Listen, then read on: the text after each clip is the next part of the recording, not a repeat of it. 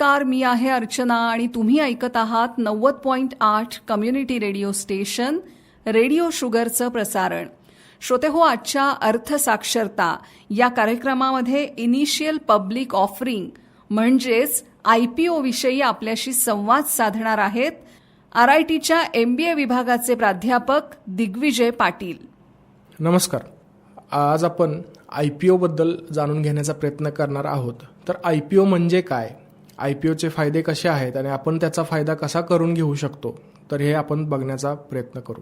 IPO म्हणजे IPOला आपण initial public offering असं म्हणतो. आता हे इनिशियल पब्लिक ऑफरिंग म्हणजे नेमकं काय असतं, त्याचा फायदा आपल्याला कशा पद्धतीनं आपण घेऊ शकतो आणि कंपन्या कशा पद्धतीनं ह्या IPO बाजारामध्ये आणतात हे आपण जाणून घेण्याचा आज प्रयत्न करूया. तर त्याच्यामध्ये सगळ्यात महत्त्वाची IPO बद्दलची गोष्ट अशी की जर एखाद्या कंपनीला एक्सपान्शनसाठी किंवा त्याचा बिझनेस वाढवण्यासाठी जर पैशाची गरज असेल तर त्या केसमध्ये कंपनी ही बँकेकडे जाते आणि लोनसाठी अप्लाय करते. पण जर ऑलरेडी कंपनीने जर लोनसाठी अप्लाय केलेले असेल आणि कंपनी जर आता लोनसाठी परत अप्लाय करू शकत नसेल तर त्या केसमध्ये कंपनीला अशा IPO सारख्या माध्यमांचा वापर हा करावा लागतो. आता IPO म्हणजे कशा पद्धतीनं तो IPO बाजारामध्ये आणला जातो, त्याच्यासाठी कोणकोणते क्रायटेरिया असतात हे थोडं आपण जाणून घेण्याचा प्रयत्न करूया. एका फिक्स टर्मसाठी किंवा फिक्स टाईमसाठी जर एक फंड हवा असतील तर बँक देऊ शकते. पण जर का कंपनीला एखाद्या लॉंग टर्मसाठी फंड हवे असतील तर त्या केसमध्ये बँक जे आहे ते फायनान्शियल मार्केट आपण ज्याला म्हणतो किंवा वित्तीय मार्केट ज्याला आपण म्हणतो, मार्केटकडं कंपन्या ह्या वळत असतात. आता ह्या मार्केटमध्ये ज्यावेळी कंपन्या वळतात त्यावेळी काय ॲक्च्युली ती प्रोसेस असते त्याच्याबद्दल थोडंसं आपण जाणून घेण्याचा प्रयत्न करूया. अशा केसमध्ये कंपनीला सगळ्यात पहिल्यांदा एका इन्व्हेस्टमेंट बँकरला अप्रोच करावं लागतं आणि ज्यावेळी ते इन्व्हेस्टमेंट बँकरला अप्रोच करतात त्यावेळी त्यांना त्यांचं बिझनेस मॉडेल, त्यांच्या बिझनेस क्वालिटी आणि त्यांचं ज्या पद्धतीनं नेक्स्ट प्रपोजल आहे, बिझनेसचं प्रपोजल, एक्सपान्शन प्रपोजल, एखाद्या बँकेकडून घेतलेल्या लोनचा परतावा करण्यासाठीचं जे प्रपोजल आहे ते इन्व्हेस्टमेंट बँकर समोर त्यांना मांडावं लागतं. आणि मांडल्यानंतर जर इन्व्हेस्टमेंट बँकरला त्यांची बिझनेस क्वालिटी किंवा बिझनेस करण्याची पद्धत जर चांगली वाटली किंवा त्यांना जर तो प्लॅन पटला आणि सगळ्या त्यांच्या ॲसेट्सच्या व्हॅल्यूनुसार आणि क्वालिटीनुसार जर त्या सगळ्या गोष्टी त्यांना पटल्या तर इन्व्हेस्टमेंट बँकर काय करतो, या कंपनीचे डॉक्युमेंटेशन किंवा बाकी सगळ्या लागणाऱ्या सर्व गोष्टीची जबाबदारी ही घेतो. आता इन्व्हेस्टमेंट बँकरचं नेमकं काम काय असतं, समजा वित्तीय बाजारामध्ये किंवा आपण फायनान्शियल मार्केट ज्याला शेअर मार्केटमध्ये जर समजा प्रायमरी मार्केट आणि सेकंडरी मार्केट असे दोन प्रकारचे मार्केट असतात. तर प्रायमरी मार्केटमध्ये ज्यावेळी हा IPO जो आहे तो प्रायमरी मार्केटमध्ये ॲक्च्युली येत असतो आणि प्रायमरी मार्केटमध्ये जर एखाद्या कंपनीचे शेअर्स विकले नाही गेले तर राहिलेले सगळे शेअर्स किंवा त्याच्यामध्ये राहिलेली सगळी इन्व्हेस्टमेंट करण्याची जबाबदारी ही इन्व्हेस्टमेंट बँकर जबाबदारी घेत असतो. तर इन्व्हेस्टमेंट बँकरमध्ये फक्त एकच बँक असू शकते किंवा एकापेक्षा जास्त बँका ह्या इन्व्हेस्टमेंट बँकरच्या पोझिशनमध्ये किंवा सबसिडरीज किंवा एकमेकाला सपोर्टिव्ह ह्याच्यामध्ये असू शकतात.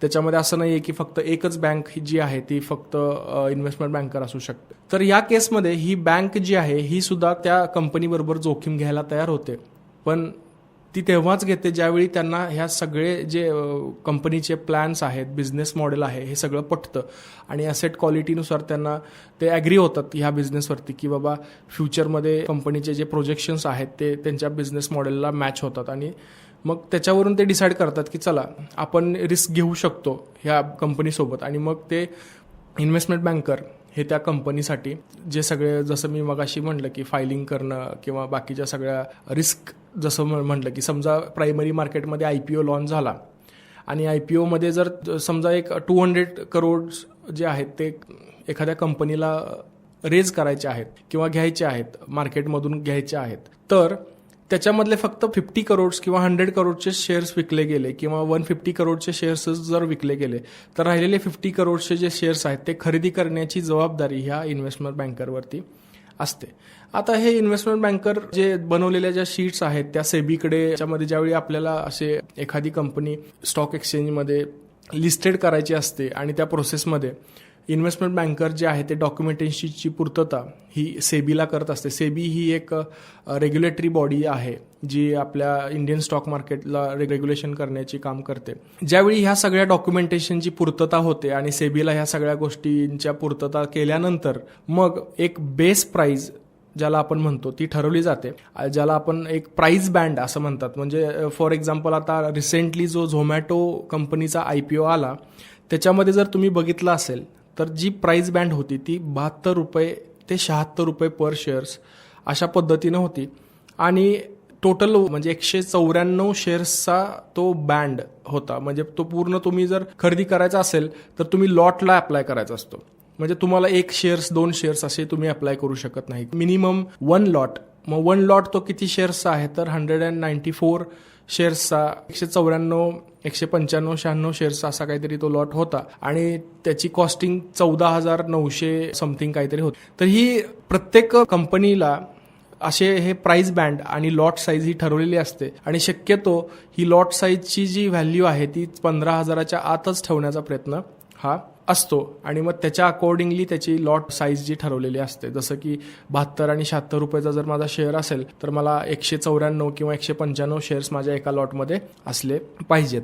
आणि दुसरं जर तुम्ही बघितलं तर दुसऱ्या याच्यामध्ये समजा एखादा शेअर्स जर 1,000 रुपयाचा असेल, 1,000 रुपये त्याची इनिशियल पब्लिक ऑफरिंग प्राइस असेल तर तो 1,000 रुपयाचा जो शेअर्स आहे तो 1,000 रुपयाचा शेअर्स म्हणजे त्याच्यामध्ये ते 14 शेअर्सचा लॉट एक लॉट बनवतील. तर तुम्हाला समजलं असेलच की 14,500 ते 15,000 या दरम्यान हा जो लॉट साईज आहे म्हणजे ही जी लॉट प्राइस आहे ही ठेवण्याचा प्रयत्न हे इनिशियल पब्लिक ऑफरिंगमध्ये करत असतात.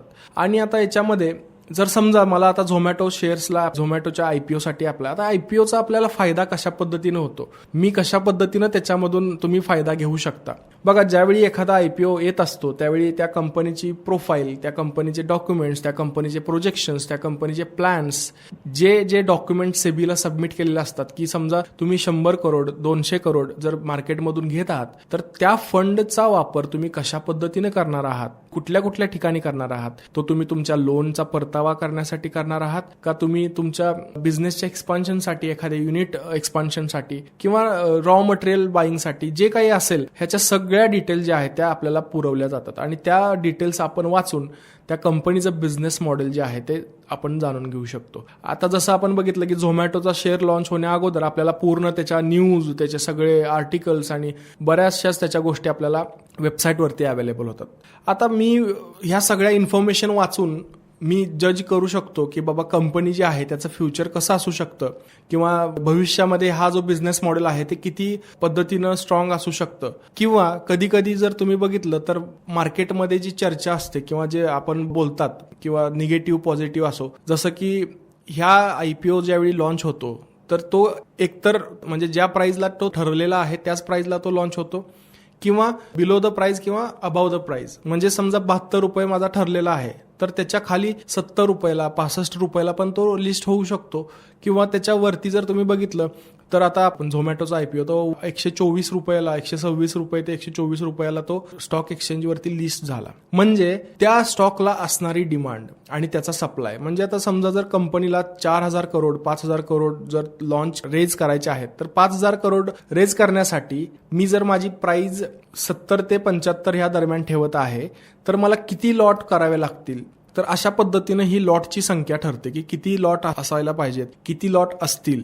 हे तुमच्या कंपनीला जेवढे पैसे मार्केटमधून रेज करायचे आहेत त्याच्यावरती ह्या सगळ्या गोष्टी डिपेंड असतात. म्हणजे जर मला 200 करोड करायचे असतील तर मला किती लॉट असायला पाहिजेत, किती प्राइस ठेवली पाहिजे.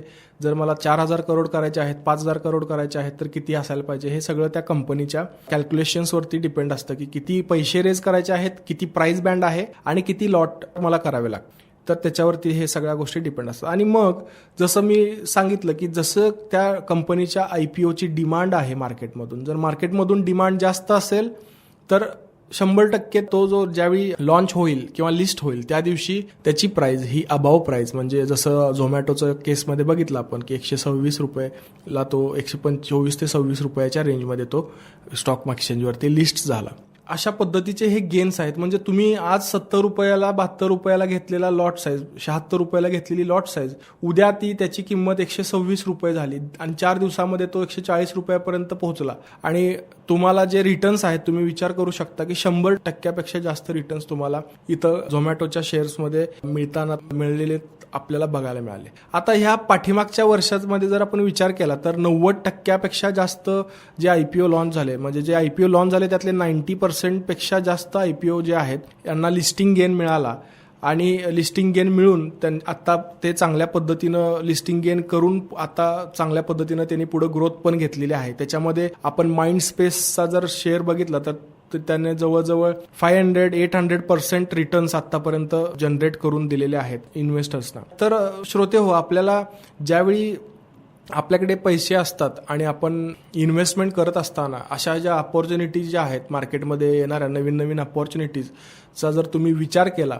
आणि त्या अपॉर्च्युनिटीचा विचार करून जर तुम्ही अभ्यास करून त्याच्यामध्ये जर इन्व्हेस्टमेंट केली, स्मार्टपणे जर इन्व्हेस्टमेंट केली, तर तुम्हाला त्याचे रिटर्न जे आहेत हे नक्कीच चांगले मिळतात. म्हणजे बऱ्याचशाच लोकांनी या IPO मधून कॉन्स्टंटली पैसे मिळवलेले आहेत.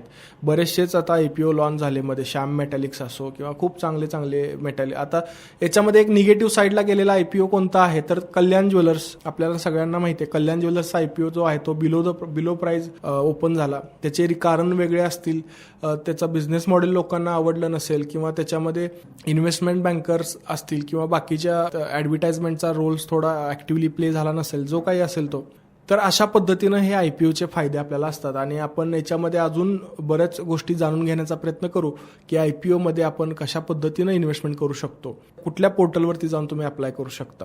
तर आता आपण थोडंसं ह्याच्याबद्दल जाणून घेऊया की बाबा आपण कशा पद्धतीनं आपण एखाद्या IPOसाठी अप्लाय करू शकतो. तर IPOसाठी अप्लाय करण्यासाठी तुम्हाला तुमचं डीमॅट अकाउंट असणं गरजेचं आहे किंवा तुम्ही तुमच्या डायरेक्ट त्या कंपनीच्या वेबसाईटवरती जाऊन त्या IPOला अप्लाय करू शकता, पण त्यासाठी सुद्धा तुमचं डीमॅट अकाउंट असणं खूप गरजेचं आहे. डीमॅट अकाउंट हे तुम्ही वेगवेगळ्या प्रकारचे ब्रोकर्स आपल्या बाजारामध्ये आहेत, ज्याच्यामध्ये झिरोदा आहे, 5 पैसा आहे, बऱ्याचशेच IIFLचे आहेत किंवा शेरखान सारखं आपल्याकडं पोर्टल आहे किंवा बऱ्याचशेच असे ब्रोकर्स जे आहेत तुम्हाला मिळतील. त्याच्यामधला चांगला ब्रोकर ज्याचे ब्रोकरेज चार्जेस वगैरे याचा सगळा अभ्यास करून तुम्ही त्याचं ब्रोकरेज अकाउंट काढू शकता आणि त्या अकाउंटला तुम्ही ज्यावेळी हे करता तर त्या अकाउंट थ्रू डायरेक्टली तुम्ही IPOसाठी अप्लाय करू शकता.